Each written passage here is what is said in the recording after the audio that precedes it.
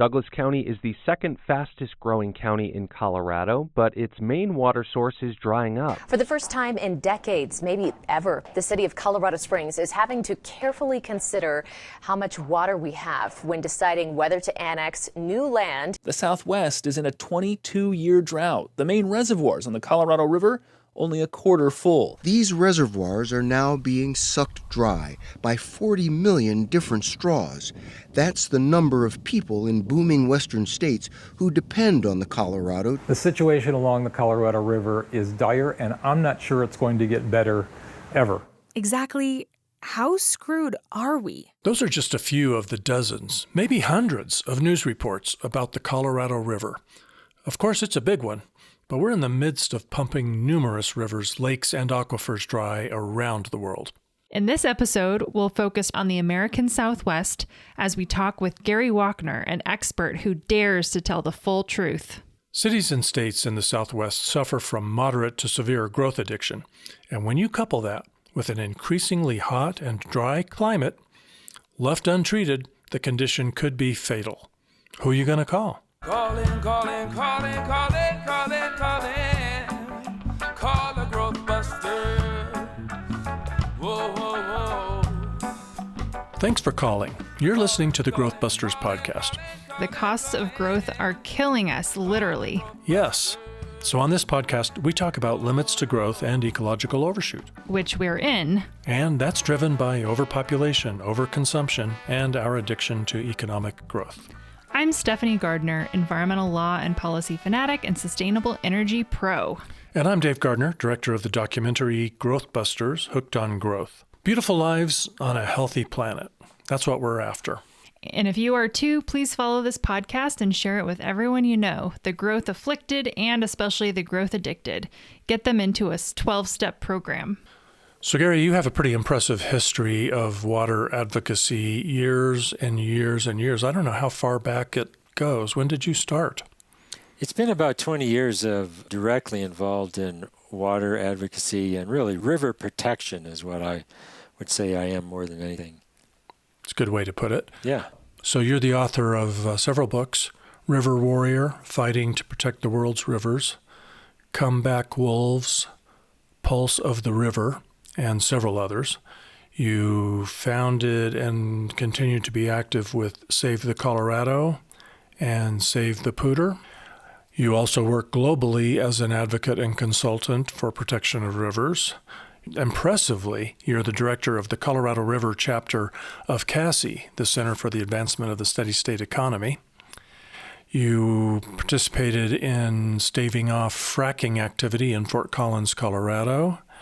Did you found, or are you just directing Tell the Damn Truth? I co-founded that, yeah. That's a nonprofit that supports river protection groups by engaging with federal and state agencies to make sure that the greenhouse gas emissions caused by dams and reservoirs are counted, reported, and then considered during policymaking, rulemaking, and legislation, right? Yeah. And we'll get into more detail about this in a little while, but you most recently led opposition to the Northern Integrated Supply Project in Colorado. You filed a lawsuit to stop it. When did you file that lawsuit? The lawsuit was filed about a year and a half ago. And you just recently settled the suit, and so we want to give you a chance later on to share a little bit about that and what you ended up getting in that process. Okay. Very impressive credentials. Yeah, so let's get into the conversation. What do the public and policymakers need to know about water in the American Southwest? I would say the most important things are that the vast majority of water that we use, whether it's in your house or your lawn or the food you buy, that the water is used on a farm, comes from rivers. You know, in other parts of the country, you can pump water out of the ground. You can do that here, too, in Colorado and the Southwest U.S., but a vast majority of the water comes from rivers. And so if you're turning on the faucet, you are taking water out of a river. And, you know, we live in a semi-arid state here in the state of Colorado. And, of course, the further south and west you go, it even becomes an arid state and a desert state, Arizona, Southern California. And so there's less and less water, and there's fewer and fewer rivers. And those rivers are under extreme stress because of human use and overuse. as well as a drying climate. And so rivers are what make life possible here in the southwest U.S. and state of Colorado in many ways, and they are under extreme stress. And so I try to protect and restore rivers, which is kind of a crazy thing to do in a very dry place because, it's job security if you can find the work, you might say. But it's a little bit crazy, too, because, there's constant proposals for new dams and diversions, which keep me on my toes. Would you say that we tend to forget that we have to share the water in those rivers with other species, too?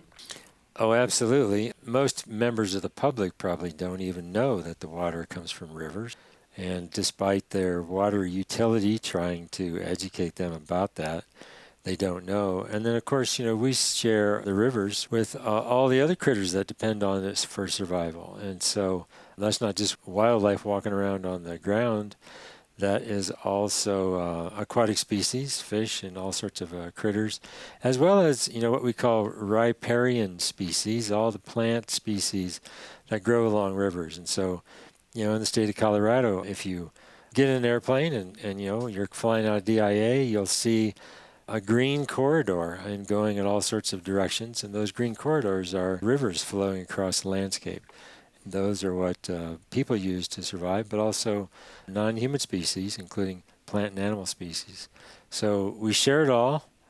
People are notoriously very bad at sharing, and we're bad at that here in the state of Colorado as well. Yeah. So what has the evolution of the water topic looked like over the past, let's say, 50 years? I know that starting in the early 2000s, there was a lot of talk about a mega drought. And then more recently, there was, I think, a lot of coverage around Colorado River volumes and dam levels. So can you kind of help orient us in terms of what has happened and where are we today in the context of the Southwest? Sure. Well, specifically, most states in the Southwest, including Colorado, have laws around the management of water and rivers. And those laws are mostly designed to get the water out of rivers. In the state of Colorado, we have Colorado Water Law, we have Colorado Water Court, and the whole process was historically designed solely and simply to get water out of rivers so that humans could use it either for farms or mining. A lot of it used to be used for mining, but now it's mostly farms and cities. And so you have this historical, precedent, which is not just a political precedent, it's also legal precedent, and it's financial precedent. And it has one goal, and that's to get the water out of rivers. And when you take water out of a river in the state of Colorado, it's called a beneficial use, literally and legally. If you leave the water in the river, it's called a non-consumptive use, and it's considered to be wasted. So the law literally forces, in some ways, the water to come out of rivers. And so that's been that way for well over 100 years. Over the last 50 years, specifically, we have what's called over-appropriation. So most of the rivers, all of the water that can be taken out of them has been taken out of them. And in the state of Colorado is one example. If a river still goes all the way to the state line with either Nebraska or Kansas or New Mexico or Utah flowing west or even north, a few flow into Wyoming, they usually only have water in them if there's a federal law requiring that amount of water to cross the boundary so the other state can be using it. And so Colorado is very judicious at trying to drain all the water out of the rivers it possibly can before the state line. Wow. And so in the last 50 years, the rivers have become what's called over-appropriated. There's more potential uses for them than there is actually water in the rivers. And so in sometimes really wet years, most of the water users will get water, but in dry years, a lot of the water users won't get water because there's not enough water because the water has to cross the state line.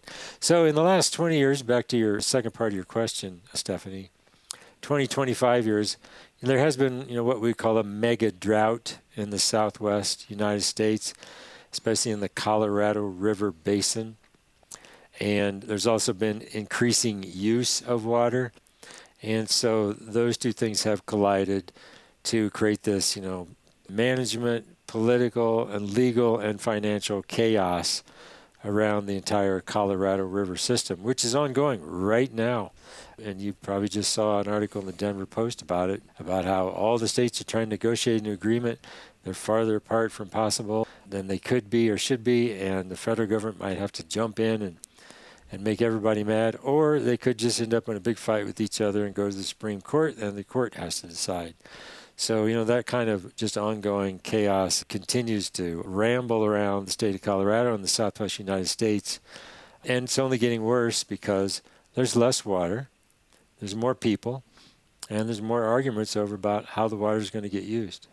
Well, I wanted to mostly, not completely, but mostly confine our conversation to the American Southwest because it does seem like it's really one of the most critical places where water is not an abundant supply, and yet people seem to be moving to the American Southwest in droves still, and the cities don't seem to be behaving as though they see the writing on the wall. They're still competing for more businesses to move there and more people to move to those cities. They can't get the habit of growth out of their system. Absolutely. Most importantly, everyone needs to remember that the vast majority of the water that's drained out of rivers in the state of Colorado and the southwest United States goes to farms. The farms divert the water out of the rivers. There's farm districts, it's a massive, millions of acres of farms are irrigated because they divert water out of rivers, pump it out of rivers, pump it up over hills, pump it over the Continental Divide, et cetera, and it goes to farms. Somewhere between 75 and 80% of all the water that gets drained out of rivers, even the Colorado River, goes to farms. And so the cities come along and they grow and grow and grow and keep growing, and they need more and more water. And so they either have to get more water out of rivers or they buy it from the farmers. So it's either the rivers or the farmers are going to pay the price. When farmers stop farming, generally, they get paid to stop farming. Rivers, though, don't get paid. There are some caveats to that, which we can talk about the settlement we reached in Fort Collins around the Poudre River. But historically, if you wanted to drain water out of a river, you just filed some paperwork in the state of Colorado with the state water court system, and they gave you a right, which is another sheet of paper, and you drained the water out of the river. And the river got nothing in return. There's no balance sheet. There's no spreadsheet. There's no nothing. You just drained the water, and that was how it worked. On the other hand, if you want to get water from a farmer, you have to buy the water. And of course, the water is more and more expensive, and so the farmers have tremendous assets. Water is, in many cases, worth more than the land that the farm sits on, and so it's a phenomenally lucrative, exchange usually when cities buy farm water, and that's going on across the state of Colorado every year, and including around the southwest United States as well. Well, is that a win-win then? The cities get to grow their population and the farmers get their money and everybody goes away happy? Well, it depends on how you look at it. I think some of the farmers see it as a win. Some of them, they kind of see their irrigation, their water, as their 401k, and they sell it, and, what they do with their money is their business, whether they retire or whatever. So it's a common situation. A lot of farm communities and farm businesses and the farm culture don't usually see it as a win-win because it means the diminishment of irrigated agriculture, and of course it is. The cities probably see it as a win. Of course, I'm a river protection environmentalist, so of course I don't usually see it as a win. Yeah. I just see it as more pressure on the landscape, more pressure on the rivers, more pressure on wildlife, more crowding, more density, et cetera, things that you're probably more used to talking about. But, I think the cities, I want to make sure I leave you with a few important points.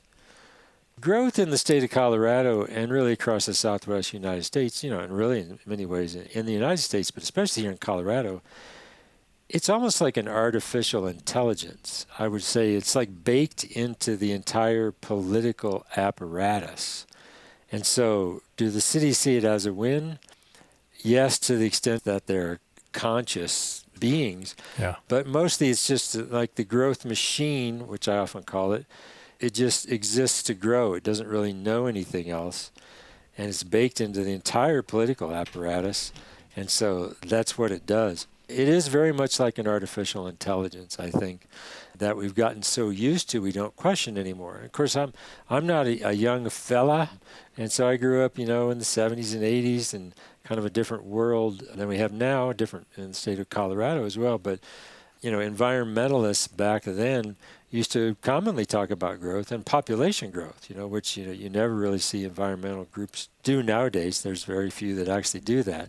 And you mentioned, of course, the Center for the Advancement of the Steady State Economy, which is based back in D.C., and a good friend of ours runs it named Brian Check. Other than him and a few others, there's very little pushback anymore from growth. And, I want to leave you even with the more provocative concept. In many ways, the state of Colorado, it's more a real estate development than it is an actually government entity. I mean, if you follow a lot of state politics, and especially the vast majority of local politics, it's all about how growth's going to happen, where it's going to happen, who's going to pay for it, how much we're going to subsidize it, how fast we're going to fuel it, et cetera, et cetera. And so growth is just baked into the entire culture and economy and the political apparatus of the state of Colorado across the state. And, it kind of ebbs and flows a little bit depending on, how the economy ebbs and flows as well. But growth is like an algorithm, and it's baked in. And, if you want to challenge that, you're definitely outside the dominant paradigm pretty far. Meanwhile, the Colorado River, does it ever even trickle into the Gulf of Mexico? No, the United States diverts about 90% of the water out of the Colorado River. The other 10% crosses the international boundary of Mexico, and Mexico immediately takes the last 10%. And so the Colorado River, all nearly 5 trillion gallons, no longer meets the sea. It hasn't really met the sea in any consequential way in decades. And so, when you talk about all the economic growth that the Colorado River has created and supports, it's because the river itself has been environmentally devastated. And if you actually go down to the thing called the Colorado River Delta, which is where the river used to meet the sea, there used to be 2 million acres of wetlands there, 2 million acres. It was almost as far as the eye can see. Now when you go down there, it's almost sand dunes or a certain just kind of piles of sediment as far as the eye can see. Now there's a few places, 10,000 acres here, 10,000 acres there, and it's all human manipulated that's caused it to still be there. But it has an ecological devastation that we take for granted, and people don't even really, conceive of anymore. But it used to be the largest wetland in North America, one of the biggest intercontinental flyways for migratory birds, and really a phenomenal resource. Aldo Leopold, one of the quote unquote fathers of the American environmental movement, was down there in 1922, which is actually the same year that the Colorado River Compact was signed. And he called it a land of milk and honey, which was just wetlands and wildlife and vegetation as far as the eye could see. And you could just literally get lost in it, quite literally, when he went through it in a canoe over 100 years ago. It's gone completely. Wow. So that's a buzzkill. I realize we've depressed everyone. I'm going to go cry. But that's the story of the American Southwest. BRB. Yeah. So, Gary, that was very enlightening, but very depressing. So I assume that there's something that people have been doing and could be doing to try and combat this situation. So maybe we can talk about that. Well, or is it going to be more depressing news? Yeah, there are efforts, but I would say that the overwhelming trajectory is only getting worse. There's efforts in the Colorado River Delta to try to restore some wetlands there. There's a whole thing kind of going on now. Again, it's in the tens of thousands of acres as opposed to 2 million, which is what it was. There's also efforts in the state of Colorado, various efforts to try to keep water in rivers here and there and try to create stream management plans that make rivers as healthy as they can be given the chaos that people are causing on rivers. Dave mentioned that I'm directing an organization called Save the Pooter up in Fort Collins. It's an organization that's been for 20 years, fighting dams and reservoirs up there. They're trying to divert more water out of the river. And we recently reached an agreement with a large-scale dam and diversion project that would let the project to go forward in exchange for us dropping our federal lawsuit against it. In addition, we established a $100 million, for lack of a better word, mitigation fund that would be spent on river improvements. There's a whole long story behind that, but I kind of see it as, northern Colorado is one of the fastest growing places in the United States. And you can beat your head against that concrete wall. And I'm a dam fighter, so I know what it's like to beat my head against concrete walls. You can do that for a long time. But at some point you have to, kind of stare reality in the eyes and say, okay, what can we do here? It's a bit of triage, but at the same point, you got to try to make some kind of improvement, or you got to take some kind of action that tries to save what we can while we can. And so I would say that, my work and my organizations try to keep rivers alive, try to improve them, but in many ways you're trying to save what you can while you can in a place that is under increasing threat of population growth and, humans trying to further drain and destroy rivers, as well as the climate drying out if you go farther south and west. So I'm not going to tell a super optimistic story, but you do what you can, and I think I've made a difference in some places, trying to work with a difficult situation and get a solution that at least, tries to save some percent of the flows in the rivers or keep the ecological processes so that they're moving forward, etc. So your struggle and your lawsuit to prevent the Poudre River from being dammed, I'm assuming it's not the only dam, but having another dam put on that river, you settling the lawsuit was not letting perfect be the enemy of the good? You figured that was as good as you were going to get? We got the best outcome we could for the river. And it's been 20 years, and it's been a big part of my career. And it included some sleepless nights and over the last 6 to 9 months of kind of wrestling with this idea of settling the lawsuit and trying to get an outcome for the river that we could live with. We did that. I mean, the alternative, you can run through the tape on federal lawsuits, and I've made some progress in some places. I've also lost, in other places. And when you lose, it's over. And I wouldn't say this is devastating, but it's quite a feeling to see just 10 years of your work disappear when you lose. So it was important to me that we didn't have that outcome on the Poudre River, because we could have lost everything and got absolutely nothing. It was also important, I think most importantly, for the community of Fort Collins, which the river flows right through town. The town is built around the Cache de la Poudre River, and, it's really kind of the heart and soul of the community in many ways. And we had 1,000 donors in Fort Collins and a big community of followers, and, people supported the work. In Fort Collins, you stand up and say, save the Poudre, and, it's like, you're a cool guy. You're a great guy in town. And so it was a really easy job, and it was enjoyable, and it brought me a lot of joy.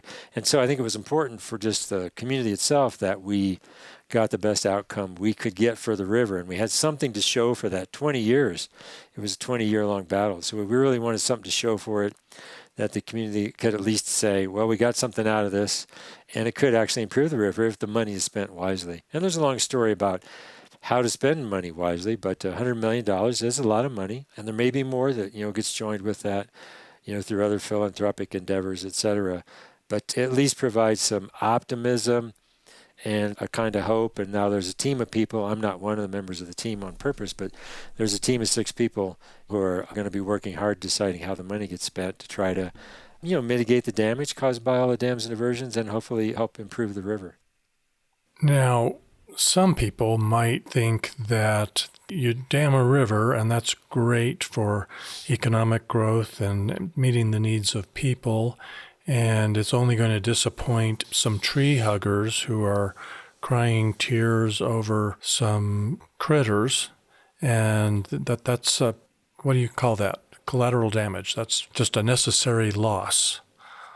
And in fact, I think a lot of our history of the settling of the West, that seemed to be, in fact, I don't think any thought was given to what we were doing to nature. And certainly no one thought that nature had rights. I think that's changing, thanks in no small part to the work of people like you.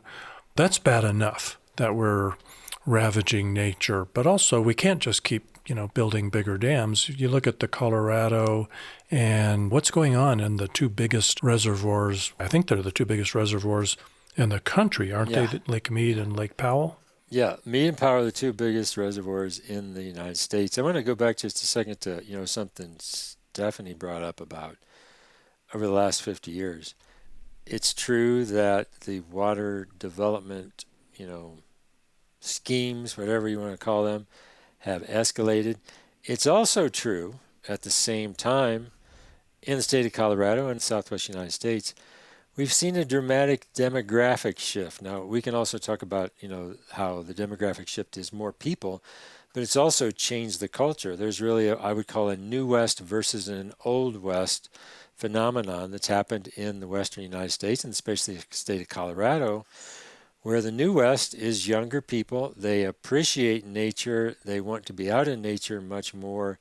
They see nature as an amenity for their recreational interests and spiritual use and joy, rather than a resource to be extracted. Specifically around rivers, we've seen the exact same kind of shift from an Old West viewpoint around rivers, which is drain and destroy them, to a New West concept around rivers, which is try to protect them and also to appreciate the amenity and the recreational opportunity. In the state of Colorado, as you know, and also in downtown Fort Collins, you see it in downtown Denver.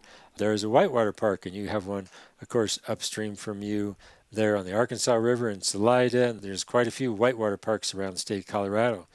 And a new one was just built on the Cache the Poudre River in Fort Collins. Now, interestingly, right at the site where the whitewater park is now built, and I was just there on Friday with a journalist doing a big story about, the change in the river and the change in the community over the last 50 years, used to also be the city dump. In the Old West, the dumps were on riverbanks, and that was very common. The river was a place where you dumped your trash, and it flowed in the river and went away. It was a very common thing. And so the city dump has been, excavated. This is many years ago, 20 years ago, and the Environmental Protection Agency came in and put a huge barrier all the way along the river to keep the pollution from flowing into the river. And now it's a park and a big recreation center. And then about 5-6 years ago, a brand new whitewater park for boaters and kayakers and tubers was built right in downtown Fort Collins.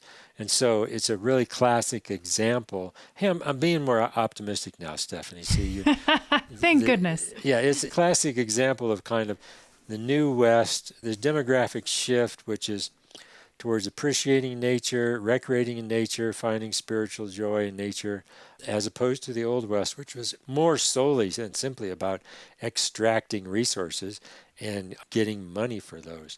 So we've definitely seen that as the population has grown. As you guys know, a lot of the growth we've seen in Colorado is younger people, and they're more recreationally minded. The other side of that is the trailheads are all packed on the weekends, and we run into all sorts of challenges that way too. Yeah. But we definitely have a new West shift here in the state of Colorado, and that has actually helped the story. The state has gotten involved and funded recreational opportunities and stream management plans that protect the ecology and try to protect and restore recreational opportunities, et cetera, et cetera. So it's not all bad news. There is some good news, but the threats and the challenges are only increasing, with more and more people and more need for water. Tell us a little bit about Lake Powell and Lake Mead. Sure. Well, Lake Powell and Lake Mead, and old school environmentalists like to call them Reservoir Powell and Reservoir Mead, because they're not lakes, they're not natural. And so you have to remind people all the time that it's not a pretty lake that just sitting there, it's always been there. Those are two reservoirs, the two biggest reservoirs in the United States. They're both also hydroelectric plants at both of the dams, Glen Canyon Dam and Hoover Dam. Mm-hmm. And they're both, nearing what's called dead pool, where the water can get so low where it can no longer generate hydroelectricity. And that creates all sorts of problems. In addition to electricity problems, it creates problems for just trying to get the water to flow out of the dams through the river anymore. Interestingly, between those two dams, Glen Canyon Dam on Powell Reservoir and Hoover Dam on Mead Reservoir, is one of the most iconic places on the planet, the Grand Canyon. And the ecology of the Grand Canyon has been I'm going to do a buzzkill here quick, Stephanie, again. The ecology in the Grand Canyon has been dramatically depleted and changed because of the two dams that really bookend it. And so, a lot of the discussion that you're seeing in the newspaper right now, including in the Denver Post 2 days ago, is all about the reservoirs and the threat to the reservoirs and the threat to the hydroelectricity. Hardly anybody ever talks about the ecological damage and the threats to the Colorado River flowing through the Grand Canyon. So me, just because I'm kind of a malcontent, I always try to talk about the things that people don't want to talk about, which is like the ecological health of the Colorado River. And so I'm just perpetually saying, well, that's interesting. I understand the plight of the farmers and what they're trying to do. And oh, yes, that's interesting. I understand the seeds are growing. They have all these challenges.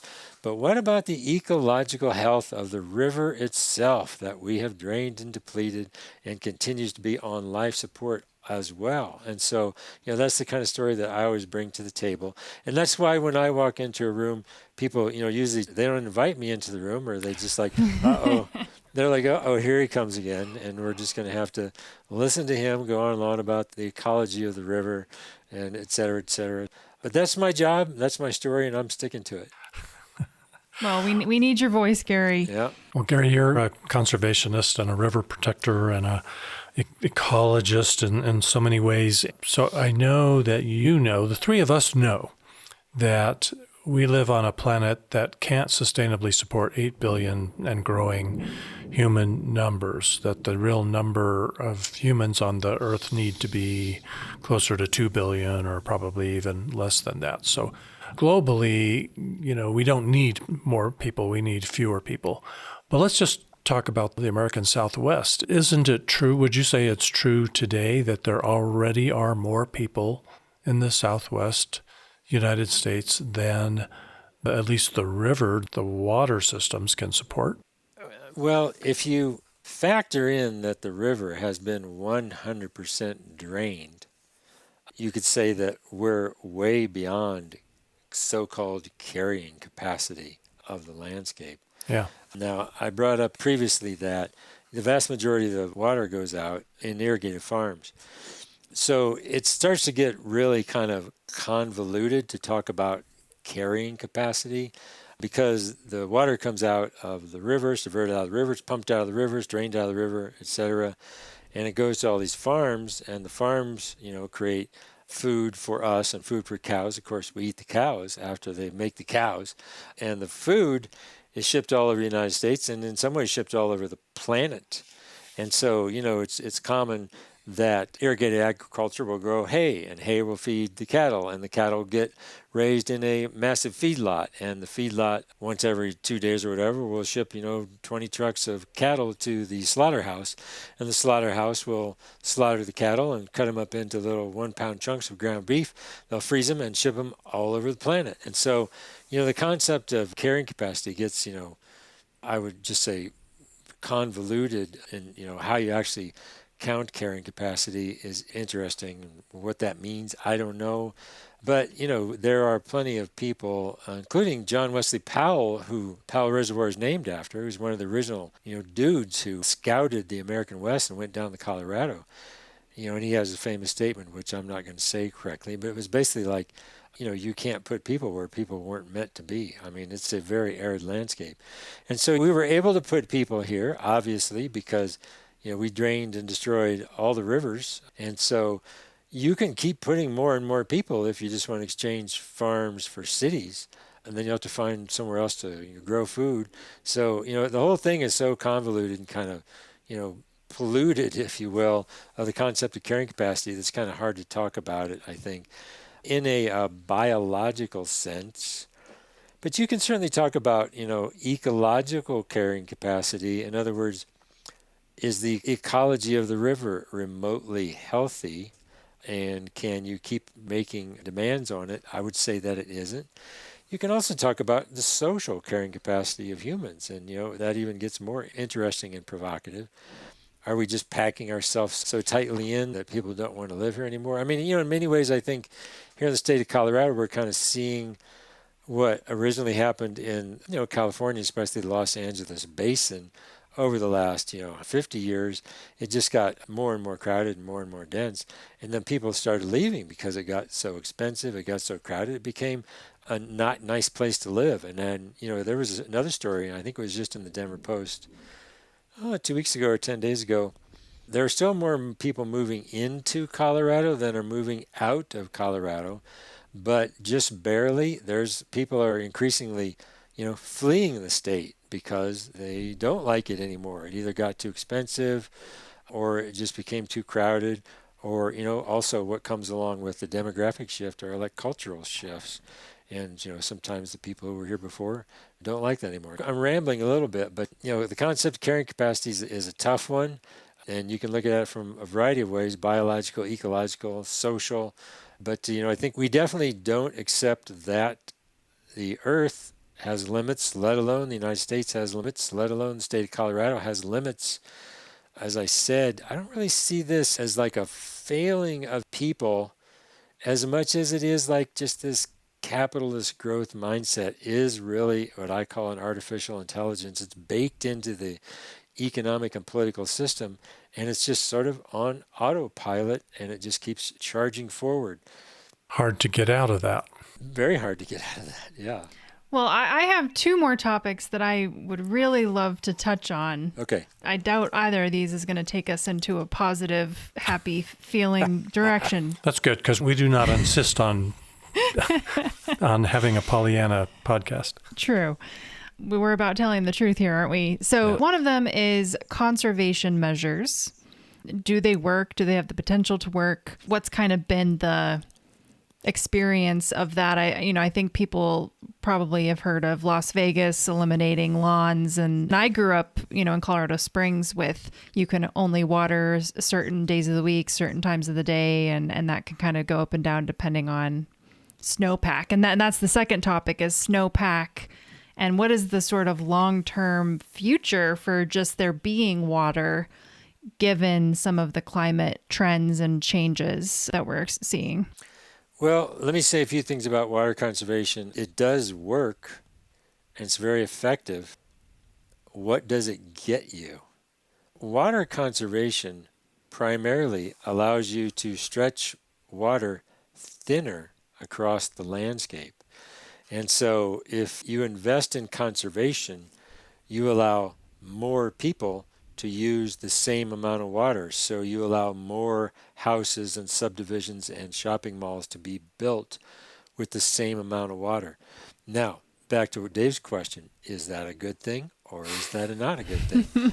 You are using water more efficiently, you might say, but you at the same time allowed the kind of growth machine to continue its autopilot, artificially intelligent march across the landscape. And so, is water conservation necessarily an answer? It's an answer for some kinds of problems. And, here in along the Front Range, and especially the metro area, and even Colorado Springs, there is water conservation measures. They're much more stringent in the Southwest U.S., especially in Las Vegas and in the Tucson, Phoenix, and also in the Los Angeles area, where they actually pay people to take their grass out. They pay you on a square foot basis to remove your grass and to plant drought-tolerant landscaping, like what we call xeriscaping, etc. You don't see that much here in the state of Colorado because they just don't yet. They just haven't gotten that far where they have to stretch the water thinner and thinner. But it's coming if they want to keep growing and growing and using less and less water to do it. Pretty soon you're going to see what we call cash for grass programs sprouting up, for lack of a better word, increasingly across the Front Range, because they won't be able to get water anymore out of the rivers because the rivers are already over appropriated and they can't get any more, or the farmers won't sell, or the price just gets too high. And it's always much cheaper to conserve water than it is to build new dams and diversions. But the water utilities do conservation kind of as a last resort, and they just haven't gotten to last resort place yet. So, that's partly touches on your issue of conservation in terms of water conservation. Snowpack, I'm not a climate scientist, but I pay attention to them, and they are all predicting warmer and drier climate in the Southwest United States. Along the Front Range of Colorado, where we live, you may not necessarily get less precipitation, it might just be warmer and you get more rain rather than snow. But all the modeling I have seen, the farther south and west you get, you're going to get less rain and snow and warmer. And, the kind of thing we're seeing on the Colorado River right now, which goes back to what Dave was said, part of the reason why the two reservoirs are at historic lows, the precipitation over the last winter, it wasn't terrible. It was about 75% of average, I think, or something like that. But runoff into the reservoirs is going to be less than 50% or even worse, because the ground gets so warm and dry that it absorbs the water and you don't get the runoff like you used to. And so people think snowpack, less snow. But it's actually more than just snowpack. It's also the temperature. If it gets warmer, you get more evaporation. You get the ground becomes warmer, it becomes drier, and it absorbs more water, and so you get less runoff into the river. None of those things are good, to my knowledge, according to the climate scientists who are going the right direction, and they're only predicting worse, not better. So this quote-unquote mega drought doesn't sound like it's going to end anytime, ever. How do you feel about that even being labeled a drought? Climate change is a very contested topic. And, what's an interesting thing going on right now in the Southwest United States, there's 7 states. Let's see, 1, 2, 3 of those are what we call red states. 4 of those are what we call blue states, and are kind of leaning in the middle, where the red states don't use the word climate change and don't believe in it. I'm just saying what the facts are, and the blue states, do use the word climate change and do believe in it. And so in that, kind of milieu, it's better to use the word drought and mega drought, because everyone believes that there has been a mega drought, because it's easy to prove. Here's what the water was. Here's what it is now. Okay, there's been a drought. If you say it's been a long-term drought, okay, it's been a mega drought, well, okay. Is it going to keep going or not? Well, then you get into like contested terrain of climate science and climate change. But, at this point, people are okay with the term drought and mega drought, and so they're sticking with that because it allows them to try to, negotiate and make a difference. Fascinating. Yes, it is. I started to say this and then I ended up asking a different question, but I talked about your being an environmentalist, being a river protector, and I want to say you're a pretty prolific writer. And in fact, we only have to put one link really in the show notes, and that is to your website, where you have done a pretty terrific job of listing, I think, close to everything you've written on the subject of rivers and the subject of population. So I'm segueing into this population thing. So you've been pretty outspoken about the role that human numbers play in what we're doing.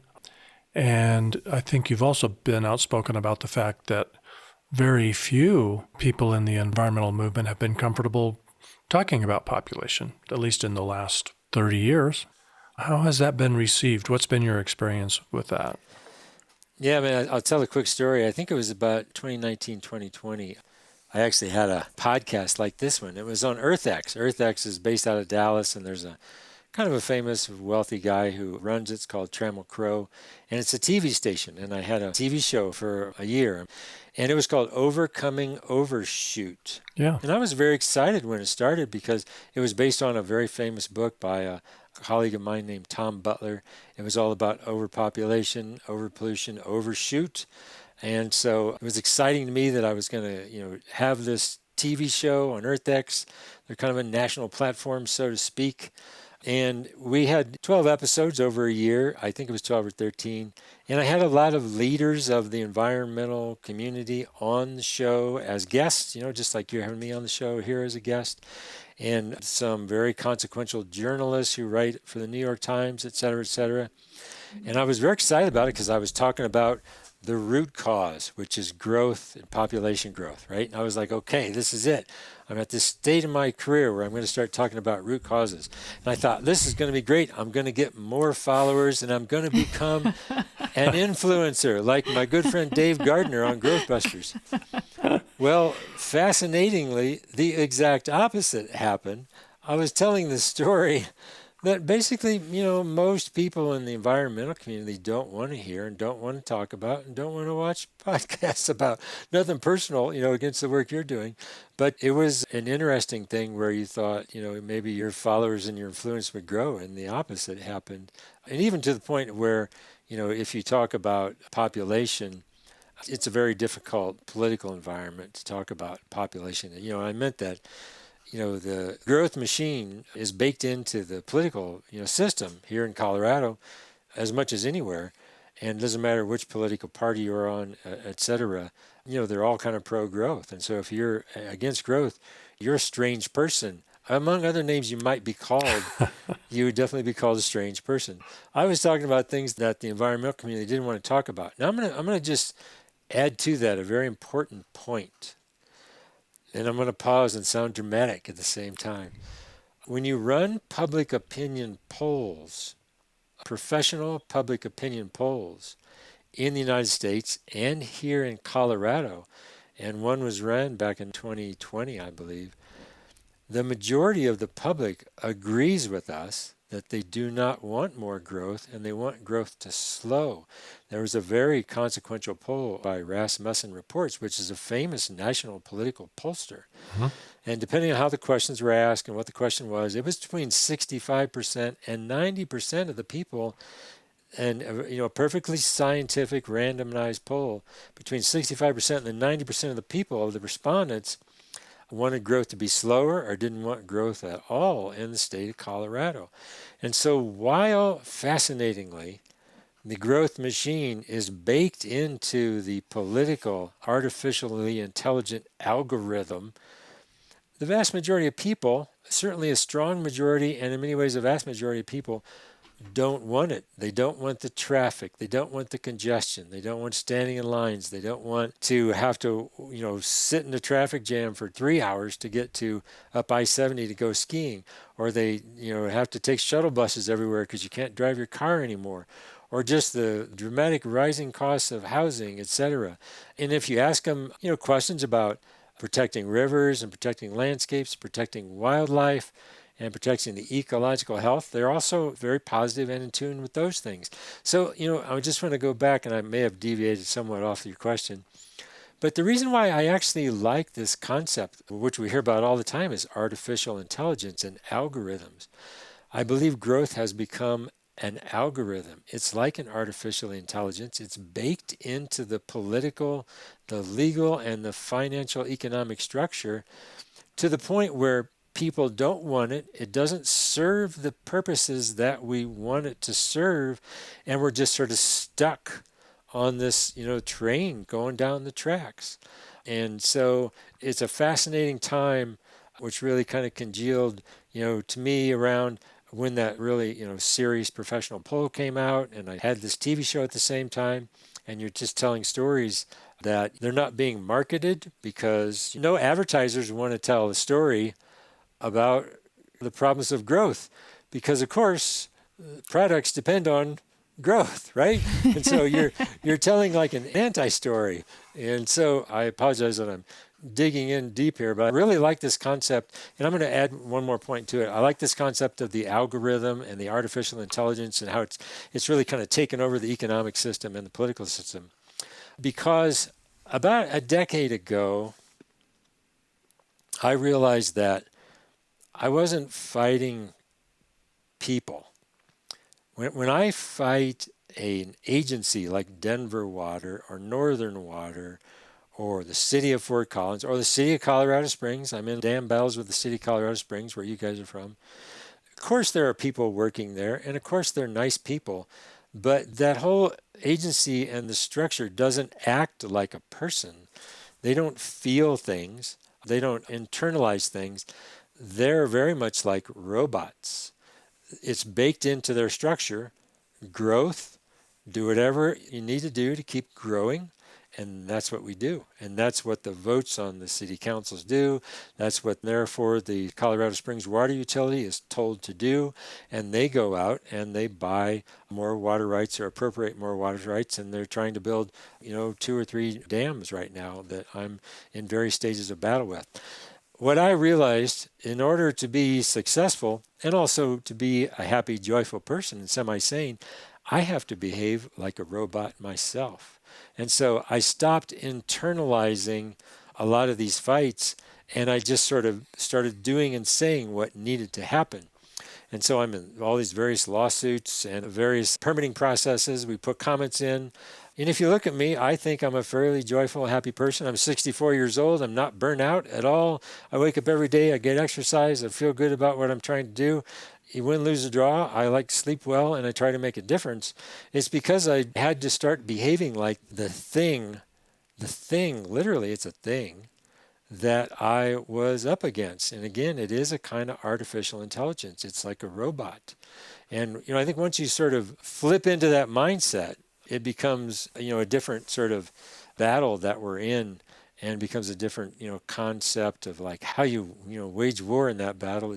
And, it kind of goes back to one of your points, Dave, when you're asking about speaking out about population growth, or even with the reaction of the environmental community, talking about things they don't want to talk about. I talk about things people don't want to talk about all the time, but I don't think I do it in a really aggressive or in-your-facey kind of way. I do it sort of in a robotic kind of way, because I think it's necessary to oppose the thing, the it that we're up against. And so I keep a fair amount of joy and upbeatness, even though I'm 64 years old, and intend to keep doing this fight because I like doing it, and I think I'm making a difference. And interestingly, I think the more I act like similarly like an artificial intelligence, in some ways the more difference I make, because I'm just out there every day, almost like a robot. You just wake up, do the job, boom, boom, boom, boom, boom, make these 5 calls, file these comments, file this lawsuit, et cetera, et cetera, et cetera. You just become almost robotic in it, and maybe that's the way to fight this thing. Well, I knew that. I just wasn't sure I could get you to say that. Yeah. It's almost like an armor. It's an armor or like an alter ego that you're accessing to do this work and not burn out and not take all of the things in such a personal, negative way, because it is a slog. It is an uphill battle. You've been at it for many years. So whatever it takes for Gary Wockner to get up out of bed and go fight the good fight, I'm a fan of. Amen. And I never in a million years imagined that this is what you would be telling us. And it's something I think I needed to hear. So thank you. I don't know if it's useful or not. And I'm not sure if it's ultimately healthy. But, I think and one of the other things I'd like to leave you with is we're constantly inundated with these stories in the media about technology and technology billionaires. And here in the state of Colorado, as you know, part of the demographic shift has been that the economy has become more tech-oriented. And there's this whole story that young people are being told and fed about, the path to success is through making extraordinary amounts of money in the tech business. Mm-hmm. And there's a never-ending and a constantly escalating way that you can make money in tech. I'm not an expert in that. And of course, the biggest new one is artificial intelligence. Maybe it's not that new, but you just hear about it. If you dare read the newspaper or the Wall Street Journal, which I do every day, I have an interest in that sort of stuff. You read about tech, AI, and just the money swirling around it every day. And I'm partially involved in this because, data centers are big electricity users. Yeah. They're also big water users. Yeah. And so my professional life circles around the energy and water use of data centers, et cetera, et cetera. But, I think one of the things I'm proud in some ways of the settlement that occurred on the Cache-la-Poudre River in northern Colorado, because, and I personally did it. Now we have a board, but I personally did it, and I fought for it, and it wasn't an easy battle. It went on for quite a while. But we got to this number, $100 million, that is now in a fund, or will be put in a fund over the next, 15 years. Part of it's been put in the fund already to improve the river. So this is a very different story than young people are hearing now. The story that inundates the airwaves is how to make $100 million for you, and to buy a bigger house, and to buy a yacht, and to become one of these tech bros who just has this, wild life of money and technology and artificial intelligence and data centers and yada, yada. Well, I'm happy that I'm able to tell an alternative story. I hope some young people watch this, that you can dedicate your life to something else, and you can also reach a 9-digit number, $100 million, that is going to get spent on ecological protection and restoration. And so that's part of the story I want to be able to tell too. Again, I think it was partly achieved because I went into this almost robotic mode. I was like, $1 billion is not that much money. You read about $1 billion every day. And this project's going to cost $2 billion. Okay, if it's going to cost $2 billion, they should spend at least $100 million. And so I didn't really, internalize the concept of $100 million. I mean, it's an astonishing amount of money. But if you want to change one diversion structure, as I talked about, the farmers divert the water off the river. If you want to change one of those, it can cost $10 million or $15 million. And so $100 million doesn't actually go that far if you actually talk about changing the infrastructure of a river. And so one of the things I'm also involved in is trying to raise more money for that fund. So, maybe we can get it to $150 million, even $200 million. And so you can really start making dramatic infrastructural change that includes improving the ecological health of the river. So that's a story, I think that young people need to hear as well as just being constantly inundated with these tech billionaires and their fantastical stories about how artificial intelligence is going to make everyone so much money. There's alternative stories out there as well. Wouldn't you feel better if you had just, placed an order for a mega yacht? Well, I joke, I and my organization, Save the Pooter, get zero of the money. I just want to be clear about that. We purposely did not and do not get any of the money. But it's not my scene. Mega yachts are not my scene. I've been on yachts. They're pretty cool. Not a mega yacht, but, a small yacht. But it's not how I wanted to spend my life. I just don't have an interest in making money. I have an interest in protecting the environment. It's where my interest in. It's what my whole professional life has been in. It's what I went to college for. And so it's just what I do. And it'll run out at some point. But I'm still enjoying doing it. We're glad you're doing it, Gary. Yeah, you're a champion, and I thank you. And I feel really good about this conversation and sharing it widely. So thanks for spending your time with us. My pleasure. Thank you for having me on. Well, that was quite a conversation with Gary. I don't think I oversold him, did I? No, he was awesome. Just a couple of real quick things as we wrap up. I do want to share a little bit of listener feedback on YouTube to episode 90, our episode with Matt Orsog about degrowth. We had an interesting comment by Luker Denouncer. He or she wrote, "The economy doesn't need to grow, but this podcast and channel definitely does." I thought that was pretty cool. But it also made me look up the definition to lucre. I don't think it was obvious to me initially. The definition of lucre, that's L-U-C-R-E, is money, especially when regarded as sordid or distasteful or gained in a dishonorable way. So that's pretty interesting. The comment again was, the economy doesn't need to grow, but this podcast and channel definitely does. And I couldn't agree more, obviously. So how do we grow this podcast? Well, one way that I can think of would be to share this episode with people you love or anyone, honestly, that needs to learn about the limits to growth. Sharing this is the best way to share our message and grow the number of people that are listening.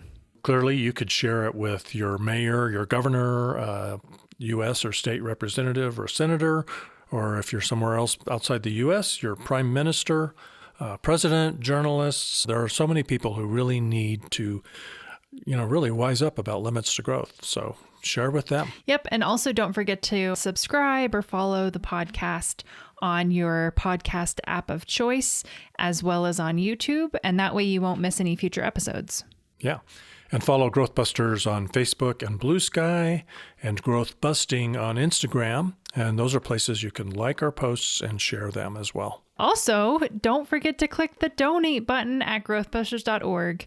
We're a listener-funded podcast, so we appreciate that support. And I just want to really thank, if you're already a supporter and you have been donating annually, maybe for years and years, or you're one of the monthly automatic donors to the Growthbusters project, thank you so much. That means a lot. And I see those notices come in that your funds went into the bank, and we couldn't do it without you. So thanks. And one last thanks to Jake Fader for writing and producing the Growth Busters theme, which you hear at the open and close of this podcast, and to Carlos Jones for singing it very well.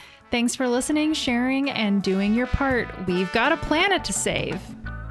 Some may dream to pave mountains and streams, but not me. I'm a growth buster. Some may just want more, but don't know what it's for, but not me. I'm a growth buster. Don't want a solution at the cost of pollution. They think bigger is better at the cost of the weather, but no, not us. We are the growth busters.